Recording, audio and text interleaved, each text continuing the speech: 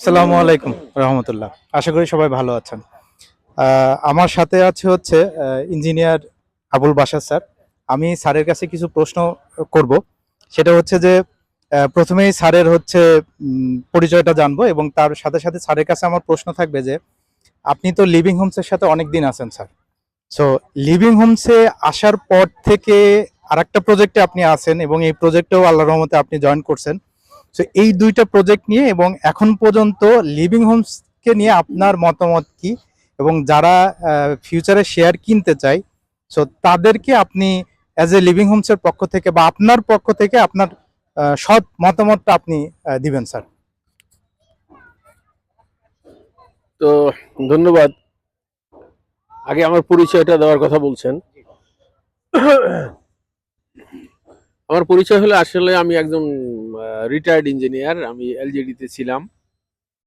তো 2017-তে রিটায়ার্ড করেছি। তারপর থেকে আমি কিছু বিদেশি ফার্মের সাথে কাজ করতেছি।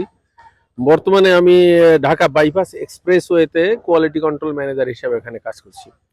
এটা হলো আসলে আমার পরিচয়, ব্যক্তি পরিচয়।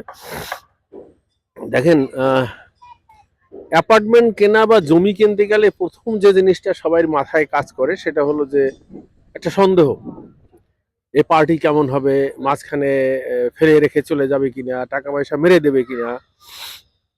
তো এইটা হলো সবচেয়ে বড় সমস্যা।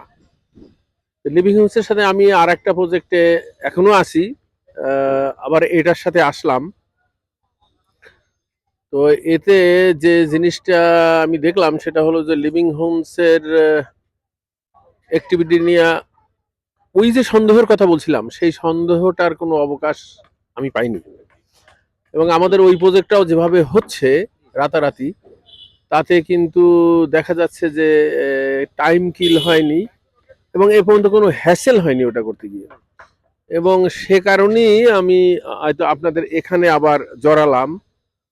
যদিও ফাইন্যান্সিয়াল একটা প্রবলেম তো থাকবে পরপর দুইটার মধ্যে গেলেও, তারপর দেখলাম যে যখন এখানে একটা মানে একটা ওখানে যেমন এক্সপিরিয়েন্সটা ওখানে হলো, যে হ্যাসেল নাই, এখানে হয়তো হ্যাসেল হবে না সেই আশাই নিলাম।